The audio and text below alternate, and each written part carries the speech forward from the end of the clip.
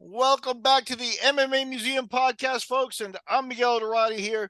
And we're heading into another one of our classic fight segments.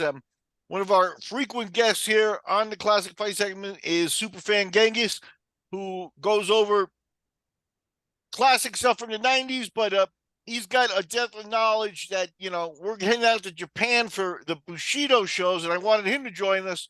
And a very special addition to this podcast is that one of the fighters in the fight we're going to see is also participating with us, and that is Denis Kang. We're going to go to the November 5th, 2006 Pride Bushido 13, where Denis Kang fought a tournament, won the first fight, and then went into the second fight with Kazuo Misaki, a Japanese, one of the top-notch guys of the era there. And in one of the more controversial fights of that year, I believe. So, Des, what do you remember about this? Talk a little bit about the build-up and all the stuff going into it. Well, I mean, I remember that he was not the original opponents, meaning that he had lost his first fight, right? So, I mean, it was a four-man tournament. It was myself and Akihiro Gono in the first bracket, and the other half was Misaki and Paulo Filho. I fought Akihiro Gono and won. I moved up. Okay. Paulo Filho beat Misaki and won. He moved up. However, Paulo Filho had an injury, so could not continue. So Misaki came back and took his spot and fought me. Well, could you briefly go over because you're leaving out the fact that it was actually a 16-man tournament, and you had to fight. In the first round, you had to fight the guy that everybody considered the favorite in that tournament. People don't remember that. Ninja. You're right. Coming down to 185 as the favorite. Yeah. So it was a 16-man tournament spread out over four events, I believe. Right. So in the first round of the tournament, I had to fight Morilla Ninja, who was really tough, who's the brother of Shogun Hua. And I beat him in 16 seconds by KO or TKO. It was a great fight. Amazing. Yeah, thank you. And then after that, I had to beat who I thought was, in my personal opinion, and that's not to knock down Morilla Ninja, but I think that Amar Suloev was a somewhat more dangerous opponent than Morilla Ninja. And I ended up beating him by submission, I think halfway through the fights. And I think that fight was one of my best performances. That was a good fight. Wasn't that a rematch also? Or sorry? That was a rematch, right? No. The rematch you're thinking of was against Andrei Semenov. Oh, that was the year before. But you're close. And Suloev is passed away by now, so rest in peace. That's right. R.I.P. Amar Suloev. Yeah. He's one of those guys that I may get it wrong, but he's Dagestani, Chechen. He was a previous generation of the powerhouses that we're seeing now. Chechen, I believe he was half Armenian, half Checheni. I believe, yeah. And those guys, Brazilian guys sometimes bring like a social economic aspect where fighting is kind of a joy for them to do for a living, because if not, their other options were limited. And I think Suloev is from that same cut cloth. And I think, to be honest with you, that he was a guy that had been to war and had killed people in real life kind of thing as well, like a very, very, very hard man. So you get to the finals here in Pride 13 in November, and you're going to fight two fights this night. So it's a little bit of a different format. They switch it up on you. Gono's no chump either. Gono's a guy who's actually still fighting now. That's right. Yeah, that's right. Gono was good at the time. I mean, Gono had beaten a lot of tough guys. He had beaten, I think, Musasi, I think. Oh, gosh. I think he beat... And Lombard. That's right. He beat Hector Lombard. Sorry. And then Musasi beat Lombard, I think, or something like that. Or they fought. There's some kind of like fight triangle there that happened. Okay. Yeah.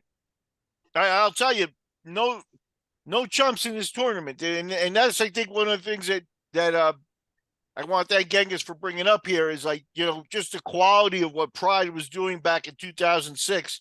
these are the Right. best middleweights in the world. Gegard Mousasi, no joke there. You may not have had Anderson Silva or a couple of the guys that the UFC had signed, but this was Dan Henderson was in the tournament. Remember, he lost to Misaki. Yeah, this was Dan Henderson lost to Misaki. Oh, that's right. You're right. You're right. Yeah, that's right. Yeah, so an absolutely stacked tournament. So talk about what goes down behind the scenes. You're in the locker room. You beat Gono. You think you're going to go out and fight Paulo Filho.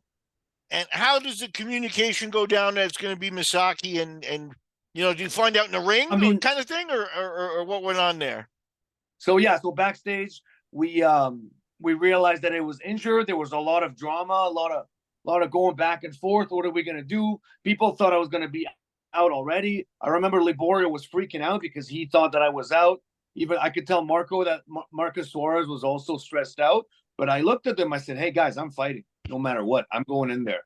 I remember Andre Benke at the time, who was our strength and conditioning coach, taped it up with some. They had a lot of that titanium tape, that muscle tape that a lot of athletes wear now. So it wasn't that prevalent back then, but in America, but in Japan, it was huge. So we luckily had some guys who had that in their bag. So if you watch the fight with Misaki, my arm is taped up to kind of try to keep the muscle together, because it literally felt like my shoulder. I think it was part of the tendon that was kind of keeping my shoulder in place, because it felt like my shoulder was starting to dislocate a little bit. So, yeah. Oh, wow. So what was the injury with Filho? What did they say? It said leg injury, some type of... It was his knee. Yeah, it was some kind of knee injury. I think it was his meniscus or something, because he ended up having a surgery before. But yeah, I don't know what the exact nature of his injury was. But I do remember them coming and saying, yeah, so Filho was not fighting. You're fighting Misaki. How hard was the Misaki-Filho fight first? Sorry? Were you able to watch the Misaki-Filho fight? I did. Well, it wasn't that hard. It was basically they clinched up. Filho took him down, mounted him, armbarred him, and then got an armbar in like maybe 8-9 minutes. That's it. Very few punches thrown. Very little, typical Paulo Filho fight, because that is what he does best, right? Yeah. Okay, so you get to the ring. They announce to the crowd that this is the finals and stuff. How do you feel about fighting Misaki, who at the end of the day, did you get the feeling, like the Japanese were excited, not the crowd, but the Pride people were excited that maybe their guy had a real shot at winning, especially with your arm injury? I wasn't thinking about that then, to be honest. I was just too focused. To be honest, there was no time to think about that stuff. Like, because I had to focus on the fight, on winning that fight first. Like, forget what came around it, before it or after it. Like, I had to do I had to be in the moment. I had to be present in that fight, rather than focus on the hows and whys of it. Okay. All right, so without further ado, let's do a 3-2-1 here and go ahead and get into the fight here. Let's watch it together. We get to watch it with Dennis, which is definitely a treat. And let's go 3, 2, 1 and hit play. And we got the Pride logo there going on, and they're going to show some highlights there of what was going on right before. We're going to get the logo again and some things hardcore there. Knockouts. I got hardcore knockouts. Yeah. And then whatever happened to Joaquin Hansen, man? That guy that Hansen knee on Imanari. Yeah. Was that on Imanari? Yeah, Imanari going for the leg lock. Yeah. I can tell you, Joaquin fought once in the United States. It was for me. And it was part of a tournament. And he was in the second round, he was going to fight Eve Edwards, and Pride blocked the fight and did it themselves. So in the tournament, in the lightweight tournament, yeah. And so there you got Takada making the announcements in the ring, obviously Pride at this point. The reason Bushido was being big is because it was for the middleweights and under. So you technically are the big guys of the Bushido shows, whereas they were moving the heavyweights, into the Pride area. And like I said, you got Takada there. As you can see, Dennis, is banged up and he's got that arm all taped up and stuff. Do you send a message to your opponent with that, or you had no choice? You had to do that. I had to do something. It was that, or fight at a complete disadvantage, right? No, Did that help? Does that actually help at all? And he would not. He would not have known until I was in the ring. So there's really no time. Probably what we just saw there, we saw Kikuta talking to him like, "Hey, look at his fucking arm; it's all taped up. Go for that shit." Like, yeah, that's probably because he did. There's no way he would have known before, unless there was a spy in the locker rooms backstage, which there very well could have been, but who knows? Does stuff like that happen at a Pride here too? Yeah. And there you see Misaki. Misaki at this point, like you said, he was a top guy anyway, but he had taken a loss. Now he's coming back into the tournament. He's got to be like, this is my shot, and his second chance. Yeah. I mean, he beat Henderson and Baroni in this tournament to get here, right? I believe. Right. So. Right. Yeah. That's right. You're right. Yeah. He's the one who beat Henderson. That's right. Yeah. That's no joke. Yeah. That is no joke. So here the referee's doing the introductions. You didn't make eye contact, Dennis. Is that something that you I just didn't care. I didn't care. I was too focused. You know what I mean? Yeah, and this is a guy with no animosity like that. It is a competition. I feel like. Yeah. He's a little smaller than you. Yeah, he was a little smaller. I think we were the ones probably cutting the most weight were a little bit more advanced than everybody else with the weight cutting. But it was no joke, man. That 83 kilos, that's 182.6. It's not 185. Ouch. That was hard. Yeah. Yeah. How hard is it to cut weight while traveling to Japan? Hard. Yeah, it sucks. Like that, and especially I was traveling from Florida to Japan, Wow. That's like you got to fly to Atlanta, Atlanta direct to Tokyo. So that was like, man, that's like 16 hours of flying. Yeah. Yeah, that's a very harsh trip. I've heard people actually get off the plane like a pound or two heavier because of water retention and stuff like that. Yeah, that's right. Oh, more than a pound, more. Sometimes 5 pounds.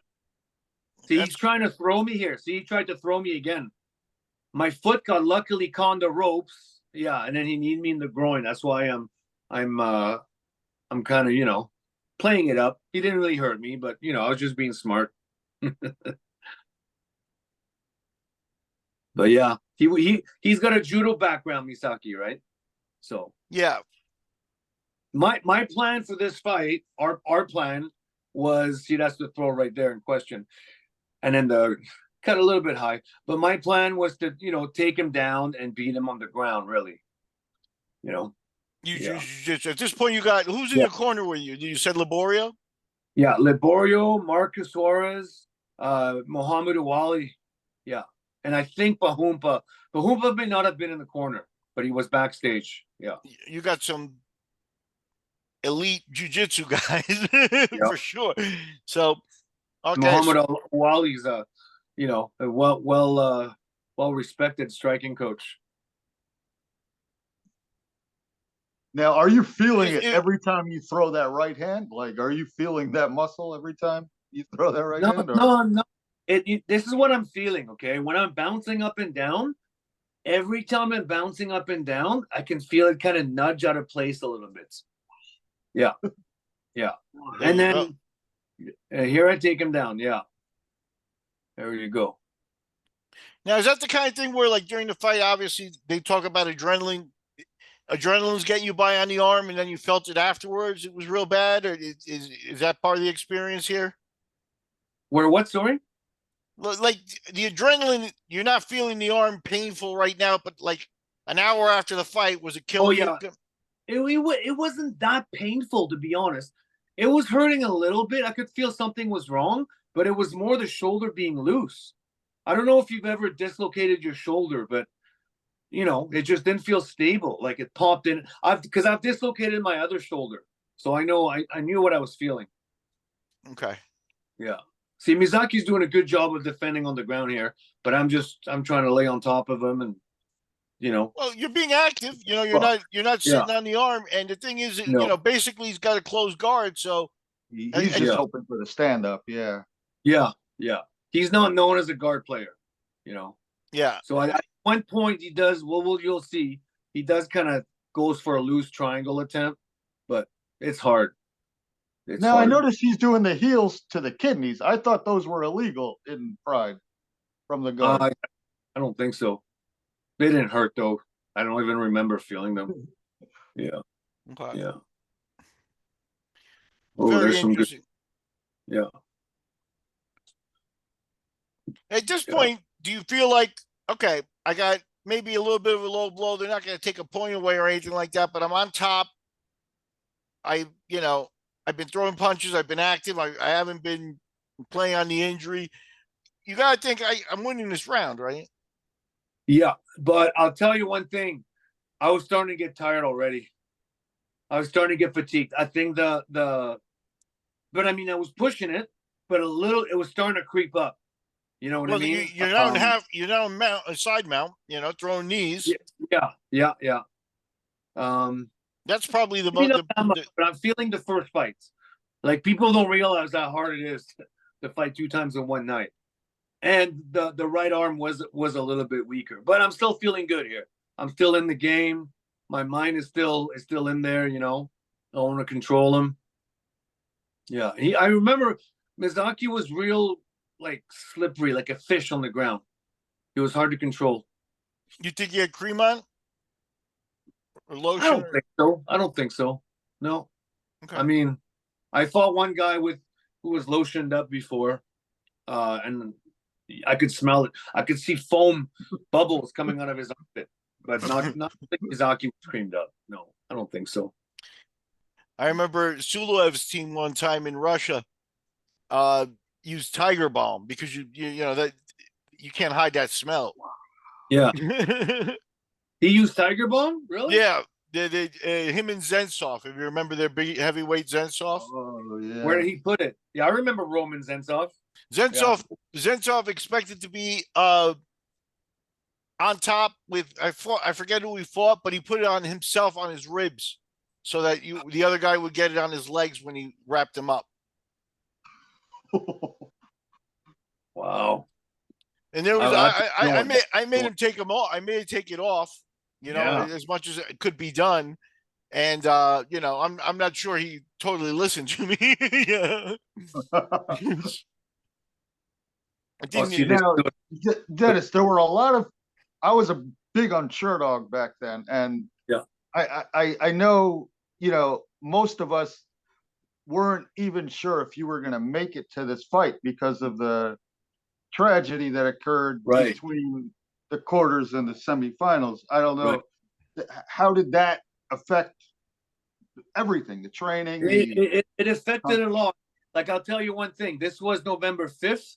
And the tragedy in particular was Shelby Walker, for those who don't know. And she passed away September 25th, unfortunately. And that was a weekend. And I mean, I was back in the gym on Monday, and it was hard. I remember breaking down crying in the gym while training, but I just had to do something. And then, my teammates at American Top Team helped me quite a bit. They gave me a lot of support. But yeah, I had to do something. There's no way I could you imagine just sitting there, just wallowing in sorrow? I had to go and do something. And I wanted to stay in the fight because a lot of people didn't want to say, are you going to still fight? Somebody that you just died. Nobody wants to ask you that. But I was like, no, I'm still fighting. I got to do something, There wasn't even a consideration of pulling out of the fight at all? There wasn't any consideration? No, I don't think so. No. I had to. Yeah. Now, I mean, it was so long. It's a bit of a blur, to be honest, but I don't think I know myself. I don't think I considered pulling out. There was a grieving process, and, the training was definitely a little bit affected because of that, because I was not I mean, you got to remember, man, I had to do a lot of, after Shelby passed, I had to move apartments. Her family had to come down. I had to deal with that. I had to go to the funeral in Texas in the middle of training camp. And oh man, there was a whole, I had to deal with her, Shelby's son, with her mother, like a whole bunch of stuff that I had to deal with at the same time that I was training for this fight, you know. So, yeah. I mean, this is stuff none of us knew about, you know, none of us knew what was going on, but we didn't think you were going to fight, you know. So, yeah. Let me switch it up a little bit, you know, to something a little bit, hopefully more cheerful. Is that, you know, this is Pride. This is the big show kind of thing. What's the difference in money for the winner and the loser in this fight? Well, I'll tell you right now, the winner of the first place, you get 200 grand on top of whatever your pay is. So I was getting paid 35,000 per fight. So I would have gone 235 to beat Misaki. You know, yeah, to beat Misaki. Second place, I think I got a bonus of 60,000. Okay. So I got 95. Okay. Yeah. You know, that's it was okay. It was not bad. US paid in cash the day after. Like, I don't know if you knew about that, Miguel. Like, those stories are true. Like, they would pay you the day. So this part right here, by the way, I'm starting to get really tired. I'm really, really tired. I don't know if this is round two. No, there's one minute left in round one, and yeah, I've gone tired here. But none of those knees are landing. They're not hurting me. I've got my hand like this. They're missing. It just looks like they're landing. It's just a bad look. That's my fault. You know? Yeah, that's my fault. And it's 18 years ago, so it's not, you know, something that they're going to audit or anything like that. But, you know, how do you carry cash like that? You declare it on the plane, you know? A couple times, I gave 9,000 to some of my cornermen. And then I would carry the rest with me and take the chance, right? Yeah. One time I was stupid. The first time, I think I got paid the same, my first like big payday with Pride, 30, 35 grand, whatever. I put it in my carry-on. No, sorry, I put it in my check-in luggage. Ooh. Like, I got it, thank God. But I don't know, man, I didn't know any better. Like, I think I was 28, you know, so I was a little young, I guess. Yeah, it's your first, you know, like you said, you're talking about going from making a couple of grand to, you know. My first fight Pride was $3,000, right? And my manager at the time, he had a missing pinky finger, so I'll let you guys kind of use your imagination. He was, you know how after you win a fight, you got to hold up that piece of cardboard, like a novelty size check? Yeah. That's actually one of the sponsors of the show, and you're supposed to get $500 for doing that. He was taking that from me, that money. And you're supposed to get $100 a day per diem. He was only giving me 50 per diem and pocketing the rest. Yeah. And then after that, I switched to Mitoku. You know Mitoku, right? Yeah. And Mitoku, great. I got nothing but good things to say about her. But another person who's passed away, rest in peace. Who? Mitoku. Mitoku passed away? Yeah. I have no idea. When was this? I heard from Monty Cox, who was partners with her in Rings and Rings USA and stuff like that. And Monty said it was very difficult to confirm, but he finally got some confirmation that she had some type of heart problem and that she has passed away. So, yeah, and not a lot of people know that. So, just some more information. Mitoku was good people. Yeah. You know, she was a woman that spoke English and helped manage a lot of people.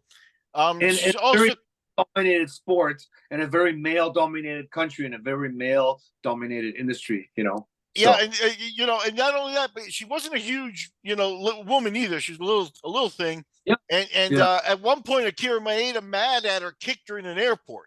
You know, there were all kinds of, you know, hardships that she went through to be a power figure in the sport. But she did a noble job, and like I said, partnered up with Monty Cox and things like that. Yeah. Trying to make the sport bigger.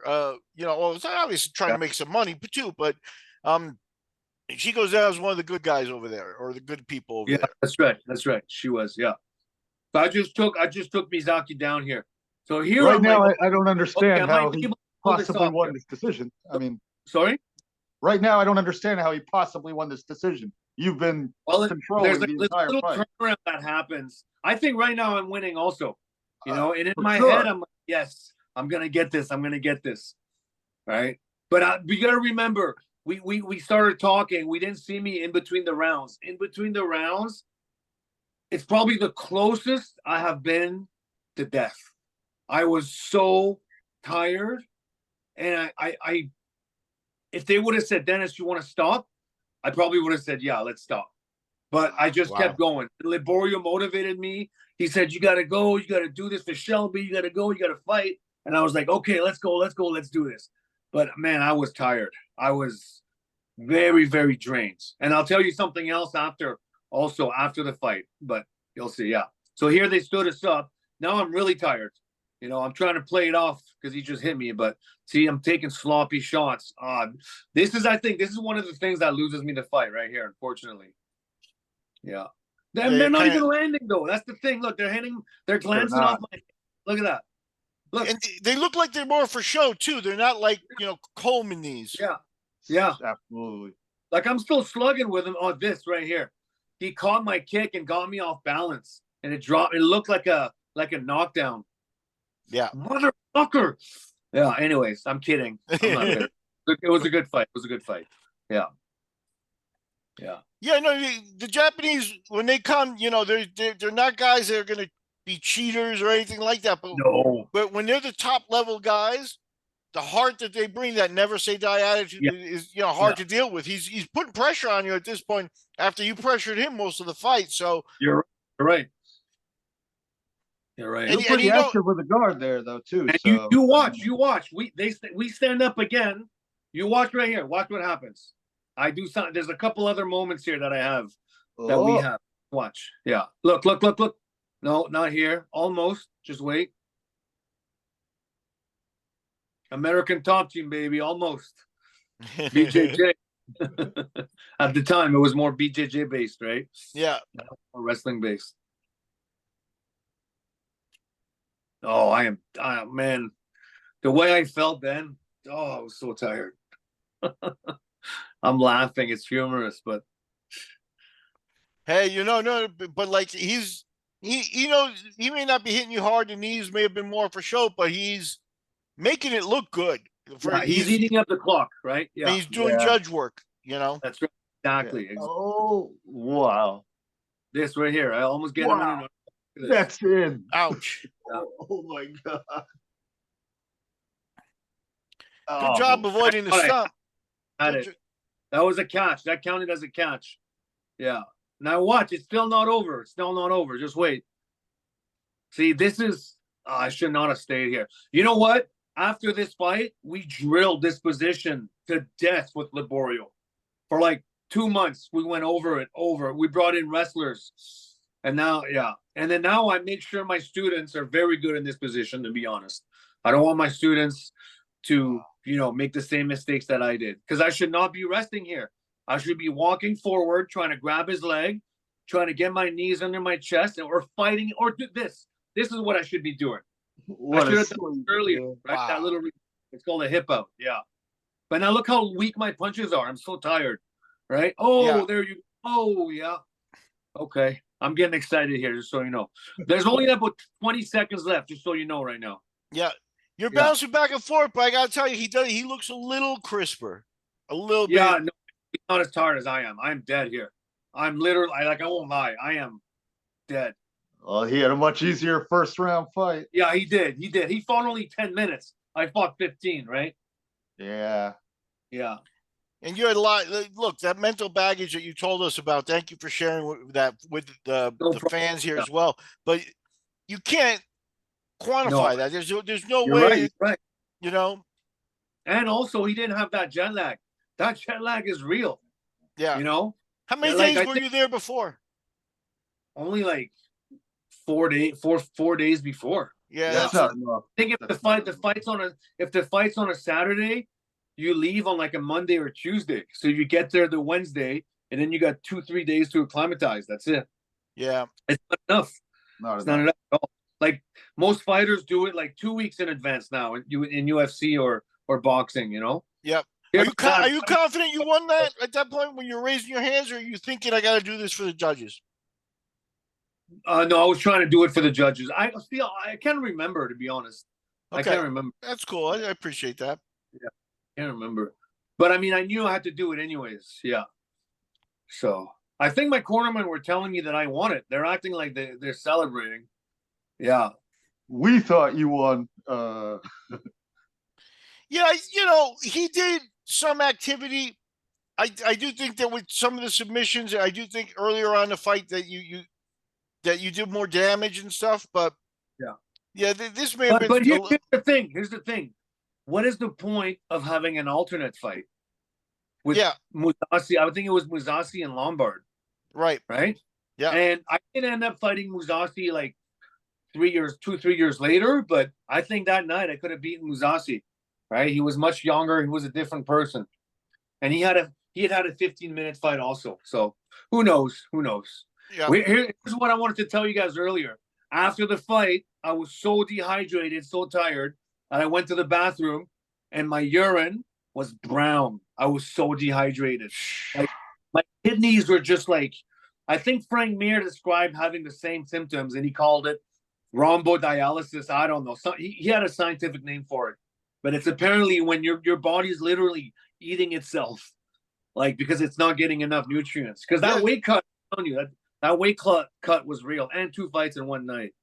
So that's an indicator. Possibly, I'm not a doctor, but possibly indicates there's some blood in the urine or blood coming in there. That's Gono there, right? Cleaned that's up. Gono. That's your first round opponent, cleaned up in the suit. Yeah. What did he tell you? Do you speak enough? He speaks a little bit of English. No, he was respectful. He said, "Good fight, good fight." You know, It was interesting because when him and I were fighting and our fight that night, he in the middle of as soon as the second round starts, he goes, "I am enjoying this fight very much." And then I took him down, and I'll admit it. Okay, now.